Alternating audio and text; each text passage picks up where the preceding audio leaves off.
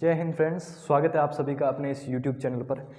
इस वीडियो में हम पॉलिटी के एक मोस्ट इम्पोर्टेंट टॉपिक के बारे में बात करने जा रहे हैं, शेड्यूल्स ऑफ इंडियन कॉन्स्टिट्यूशन, यानी कि भारतीय संविधान की अनुसूचियाँ।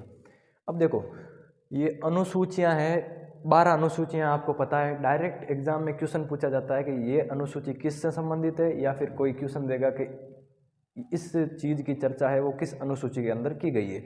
अब अपन 12 की 12 अनुसूचियों को डिटेल से देखते हैं यहाँ पर। इसके लिए देखो भाई, इसमें कोई ट्रिक वगैरह तो है नहीं। अगर आप इन 12 नामों को भी ट्रिक से याद करोगे तो भाई साहब मामला गड़बड़ में है। तो सीधे अगर आपको याद रखना है बिना ट्रिक के। बात करते हैं अपन अनुसूचियों की। तो जो भारत का संविधान बना था ना, उसमें अनुसूचियाँ 12 नहीं थी, उसके अंदर अनुसूचियाँ थी मात्र 8। भारतीय संविधान था, उसके अंदर मात्र 8 अनुसूचियाँ थी। कितनी थी? 8 अनुसूचियाँ। 12 है वो बाद में हुई, यानी कि 4 है वो भारत के आज़ाद होने के बाद में संविधान में जोड़ी गई थी। कितनी? 4 अनुसूचियाँ। तो जो देखो, भारत की में संविधान में पहली अनुसूची है था, उसका नाम है भारत एवं उसके राज्य क्षेत्र। देखो, भारत है एक देश है, और उसका जो राज्य क्षेत्र है वो कितना होगा, उसमें कितने राज्य होंगे, कितने केंद्र शासित प्रदेश होंगे, इसकी सारी चर्चा है वो अनुसूची 1 के अंदर की गई है। वर्तमान में बताया गया है कि भारत के अंदर 28 राज्य हैं और 8 केंद्र शासित प्रदेश हैं, यानी 28 स्टेट्स और 8 है वो यूनियन टेरिटरीज है। 28 और 8 आपको याद रखना है। कंफ्यूज हो जाते हैं कि 29 राज्य हैं या 7 हैं, तो आप याद करना, यहाँ भी 8 आएगा, यहाँ भी 8 आएगा। तो 28 राज्य हैं और 8 केंद्र शासित प्रदेश हैं। अनुसूची 1 में बोला गया है भारत एवं उसके राज्य क्षेत्र। अनुसूची 2 में बोला गया है कि वेतन एंड भत्ते, जो भी जितने भी संवैधानिक पद होते हैं उन पर जो बैठे होते हैं, जैसे प्रधानमंत्री, राष्ट्रपति, उपराष्ट्रपति, जो महान्यायवादी है, सुप्रीम कोर्ट का जज है, उन सबको वेतन वगैरह है वो कहाँ से दिया जाएगा, उनको कितने भत्ते दिए जाएंगे, ये सब है 2 में चर्चा की गई। अब देखो, भारत का संघ हो गया, 2 में वेतन और भत्ते हो गए, 3 में अब उनको वेतन तो दे दिया। वेतन दिया किस बात का? काम करने के लिए। अब उनको उनका काम है वो करने के लिए उनको शपथ दिलाई जाती है उनके काम की, कि भाई हम है वो भारत के संविधान को साक्षी मानकर ये शपथ लेते हैं कि कुछ वगैरह उनकी शपथ होती है। तो 1 में उसके राज्य क्षेत्र हैं, 2 में वेतन भत्ते हैं, 3 में शपथ है। ठीक है। शपथ के बाद में अनुसूची 4 में बोला गया है कि राज्यसभा के सीटों का बंटवारा, जैसे राज्यसभा में जितनी भी सीटें होती है उनको किस आधार पर बांटा जाएगा, यानी किस राज्य को कितनी सीटें मिलेंगी, किसको कितनी मिलेंगी, किस आधार पर दी जाएंगी, इनकी चर्चा है वो अनुसूची 4 के अंदर की गई है। 1 में संघ, 2 में वेतन, 3 में शपथ, 4 में राज्यसभा की सीटों का बंटवारा। अनुसूची 5 में बोला गया है जो जितने भी अनुसूचित क्षेत्र हैं, जैसे अनुसूचित जाति और जनजाति जहाँ पर निवास करती है, उनका प्रशासनिक नियंत्रण, यानी कि उनको राज्यसभा में कितनी सीटें दी जाएगी, लोकसभा के अंदर कितनी सीटें दी जाएगी, इन सब के बारे में चर्चा की गई अनुसूची 5 के अंदर। अनुसूची 6 में यहाँ पर 4 ऐसे स्पेशल राज्य हैं भारत के जिनको कुछ स्पेशल रिलैक्सेशन दी गई है, यानी कि उनको कुछ रियायतें दी गई है। क्यों दी गई है? क्योंकि देखो वो भाई वहाँ पर वो थोड़ा सा पिछड़ा हुआ एरिया है, पहाड़ी एरिया है, आज भी वहाँ पर वो जो अनुसूचित जनजातियां हैं वो वहाँ पर ज़्यादा रहती हैं। वो 4 राज्य कौन कौन से हैं? असम, मेघालय, त्रिपुरा और मिजोरम। कौन कौन से? असम, मेघालय, त्रिपुरा, मिजोरम। असम, मेघालय, त्रिपुरा और मिजोरम, ये 4 राज्य हैं, इनको स्पेशल दर्जा दिया गया है। किस अनुसूची के तहत? अनुसूची 6 के तहत। याद रखना है आपको, सीधे 6 के 6। 1 में राज्य क्षेत्र, 2 में वेतन, 3 में शपथ, 4 में राज्यसभा की सीटों का बंटवारा, 5 में अनुसूचित जाति और जनजाति वाले क्षेत्रों पर प्रशासनिक नियंत्रण, और 6 के अंदर 4 राज्य, असम, मेघालय, त्रिपुरा और मिजोरम, इनको है वो स्पेशल राज्य का दर्जा दिया गया है। अनुसूची 7 के अंदर सूचियां हैं। अब देखो, अनुसूची 7 में सूचियों के बारे में बताया गया है। 3 प्रकार की सूचियां होती है, संघ सूची, राज्य सूची और समवर्ती सूची। आपको पता ही होगा, संघ सूची, राज्य सूची और समवर्ती सूची। संघ सूची यानी कि किन कामों पर जो है डायरेक्ट केंद्र सरकार का अधीन होगा, वो सारे के सारे चीज़ें हैं वो संघ सूची में ली गई है। और किन चीज़ों पर राज्य सरकार का अधिकार होगा, यानी उन पर केवल कानून है, वो काम है वो केवल राज्य सरकार कर सकती है, उसकी जो जितनी भी बातें हैं वो राज्य सूची में की गई है। और समवर्ती सूची एक ऐसी होती है जिन पर केंद्र भी काम कर सकें और राज्य भी काम कर सकें, यानी दोनों मिलकर जिस चीज़ पर काम कर सकें उनको रखा गया है समवर्ती सूची के अंदर। एक और सूची होती है इसके अंदर जिनको बोलते हैं अपन अवशिष्ट शक्तियाँ। अवशिष्ट, अपशिष्ट नहीं, अवशिष्ट शक्तियाँ।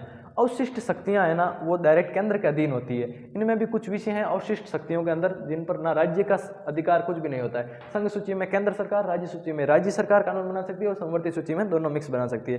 ये समवर्ती सूची है वो ऑस्ट्रेलिया से ली गई है, आपको पता ही होगा। समवर्ती सूची कहाँ से ली गई है? ऑस्ट्रेलिया से। अनुसूची 8 अनुसूची 8 के अंदर भाषाओं का उल्लेख है। अनुसूची 8 में किसका उल्लेख है? भाषाओं का। संविधान की 8वीं अनुसूची में भाषाओं का उल्लेख है, जिसमें 22 भाषाएं वर्तमान के अंदर है। यानी कि संविधान के इस 8वीं अनुसूची के अंदर अभी पूछा जाता है कि कितनी भाषाओं का वर्णन है, तो संविधान की 8वीं अनुसूची में 22 भाषाओं का वर्णन है। पहले ये जब ये संविधान, भारत का संविधान बना था, लागू हुआ था ना, तब 22 भाषाएं नहीं थी। उस समय मूल संविधान के अंदर मात्र 14 भाषाएं थी। कितनी भाषाएं थी? 14 थी। बाद में कुछ भाषाएं हैं उनको संविधान संशोधन के तहत जोड़ा गया था। जैसे सबसे पहले सिंधी जोड़ी गई थी, फिर नेपाली, मणिपुरी, कोंकणी, फिर बोडो, डोगरी, मैथिली, संथाली, इन सब के बारे में जोड़ी गई थी। 22 भाषाएं हैं, उनको भी कभी हम दूसरे वीडियो में डिटेल से चर्चा करेंगे।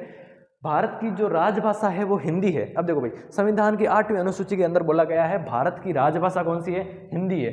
राजभाषा है, ना मातृभाषा है और ना ही राष्ट्रीय भाषा है। भारत की राजभाषा है हिंदी। राजभाषा का मतलब क्या होता है? Official language. ऑफिशियल लैंग्वेज के अंदर इंग्लिश भी आती है। देखो, भारत की ऑफिशियल लैंग्वेज 2 है, एक हिंदी है और एक इंग्लिश है। जब संविधान बना था ना, तो बोला भारत को अपन राष्ट्रीय भाषा या फिर मातृभाषा घोषित कर देते हैं। तो भाई बहस छिड़ गई संविधान के अंदर। संविधान सभा जितनी बनी हुई थी, बहस छिड़ गई, क्योंकि कुछ लोग दक्षिण के साइड पे भी थे। बोला भाई क्यों हिंदी क्यों बनाओ, आप तेलुगु बना दो, हमारी मलयालम बना दो, कन्नड़ बना दो, और भी मराठी बना दो, गुजराती बना दो, हिंदी को क्यों बनाओगे, क्योंकि हमारी भाषा नहीं है क्या? तो उन्होंने उस टाइम पर क्या, बहस की वजह से कुछ भारी बहस हो गई थी, जिसकी वजह से भारत की जो राष्ट्रीय भाषा है वो हिंदी को ना बनाया गया और ना ही मातृभाषा बनाया गया। तो वहां पर घोषित किया गया कि राजभाषा होगी, ना राष्ट्रीय भाषा है और ना मातृभाषा है। हिंदी क्या है? राजभाषा।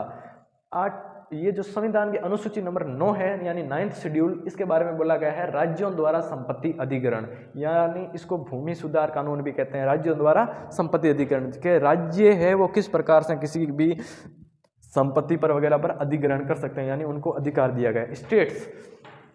अब देखो, अनुसूची 10 के बारे में बोला गया है दल बदल, देश से 10 और देश से दल बदल। क्या है? देश से 10 और देश से दल बदल, यानी कि कोई भी पार्टी का आदमी है वो किसी दूसरी पार्टी में किस प्रकार से जा सकता है। यानी उस समय बहुत ज़्यादा इसका दुरुपयोग होने लगा था। जैसे सरकार बन गई, कुछ लोग इधर से उधर चले जाते थे, इधर से उधर चले जाते थे, यानी सरकार में बहुत ज़्यादा उथल पुथल होने लगी थी। उस समय 52वां संविधान हुआ था 1985 के अंदर। किसके टाइम पर? राजीव गांधी के टाइम पर। बहुत ही शानदार कानून लेके आए गए थे ये राजीव गांधी उस टाइम में। 52वां संविधान संशोधन 1985 के तहत बोला गया है दल बदल आप किस प्रकार से कर सकते हो। यानी कि उसके अंदर बोला गया कि वर्तमान में आपके पास में 1/3 कुल जो बहुमत है उसका 1/3 अगर आपके पास में है ना, यानी कि 1/3 लोग साथ में अगर दल छोड़ना चाहे, कोई पार्टी छोड़ना चाहे तो छोड़ सकते हैं। अगर आप अकेले छोड़ने चाहो, छोड़ भी दी ना अगर आपने पार्टी, तो आपकी वो सदस्यता है वो बर्खास्त कर दी जाएगी। उसके बाद में इसमें और संविधान में संशोधन हुए। उसके बाद में अभी है वर्तमान के अंदर 2/3 होने चाहिए आपके पास। कितनी?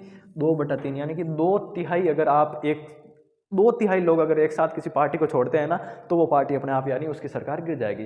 तो देश से दल बदल और देश से 10वीं अनुसूची। 11वीं अनुसूची है, उनमें उल्लेख है ग्राम पंचायतों का। 11वीं अनुसूची में किसका उल्लेख है? ग्राम पंचायतों का। किसका उल्लेख है? ग्राम पंचायतों का। 73वां संविधान संशोधन हुआ था 1993 के अंदर। 1993 के अंदर 73वां संविधान संशोधन हुआ था। कब? 1993 में, जिसमें ग्राम पंचायतों को जोड़ा गया था। वर्तमान में जो ग्राम पंचायतें हैं ना, उसके अंदर 29 सब्जेक्ट्स हैं, यानी कि 29 विषयों को वर्तमान में ग्राम पंचायतों के अंदर शामिल किया गया है। और 12वीं अनुसूची है वो नगर पालिकाओं से संबंधित है। 74वां संविधान संशोधन हुआ था 1994 के अंदर, जिसमें वर्तमान में अभी 18 सब्जेक्ट हैं। इसमें 29 है, इसमें 18 है। ग्राम पंचायतों में 29 विषय हैं और इसमें 18 विषय हैं। ये 73वां संविधान संशोधन, ये 74वां, ये 1993 में, ये 1994 में, आपको याद रखना है। 9वीं, देखो 8 अनुसूची संविधान में पहले कितनी अनुसूचियां थी? 8 अनुसूचियां। वर्तमान में कितनी है? 12। देखो 8 तक तो थी। 9वीं अनुसूची है ना, ये संविधान संशोधन हुआ था आपके पहला। कौन था? पहला संविधान संशोधन हुआ था 1951 के अंदर। भारतीय संविधान में पहला संशोधन कब हुआ था? 1951 के अंदर।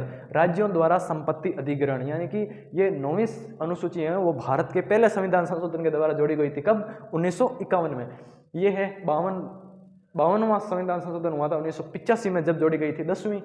73वां और 74वें के तहत 11वीं और 12वीं जोड़ी गई थी। तो ये थी भारत की 12 अनुसूचियां। इस में आपको कोई टिक वगैरह की जरूरत होनी भी नहीं चाहिए। देखो, 1 में भारत राज्य क्षेत्र, 2 में वेतन भत्ते, 3 में शपथ, 4 में राज्यसभा सीटों का बंटवारा, 5 में अनुसूचित जाति जनजाति वाले क्षेत्र, 6 में असम, मेघालय, त्रिपुरा, मिजोरम। कौन कौन से? असम, मेघालय, त्रिपुरा, मिजोरम। इनको स्पेशल दर्जा दिया गया है। सूचियाँ 6 से 7, 6 से सूचियाँ कौन कौन से 6 से 7 और 6 से सूचियाँ, संघ सूची, राज्य सूची, समवर्ती सूची। 8 के अंदर भाषाएं, 9 के अंदर राज्यों द्वारा संपत्ति अधिग्रहण, 9 के द्वारा राज्यों द्वारा संपत्ति अधिग्रहण जो जोड़ी गई थी पहले संविधान संशोधन यानी फर्स्ट कॉन्स्टिट्यूशन अमेंडमेंट के तहत जोड़ी गई थी, जो हुआ था 1951 के अंदर। 10वां दल बदल यानी कोई भी किस प्रकार से किसी पार्टी को छोड़ सकता है। 52वां संविधान संशोधन 1985 राजीव गांधी के टाइम। 11 और 12 को आप साथ में याद करो, 11 में ग्राम पंचायत है, 12 में नगर पालिका। ये 73वां, ये 74वां, ये 1993 में, ये 1954 में। इसमें वर्तमान में 29 विषय हैं और इसमें 18 विषय हैं। ये थी भारत की 12 अनुसूचियाँ, यानी भारतीय संविधान में जो 12 अनुसूचियाँ शामिल की गई है वो कौन कौन सी थी, ये इस वीडियो में हमने बात कर ली। अब देखो भाई, इससे आपको स्क्रीनशॉट लेना है तो आप स्क्रीनशॉट ले सकते हैं। डायरेक्ट एग्जामों में इसमें क्वेश्चन पूछे जाते हैं कंपटीशन में कि कौन सी अनुसूची है वो किससे संबंधित है। तो मिलते हैं एक ऐसे और इन्फॉर्मेटिव वीडियो के साथ में, तब तक के लिए जय हिंद।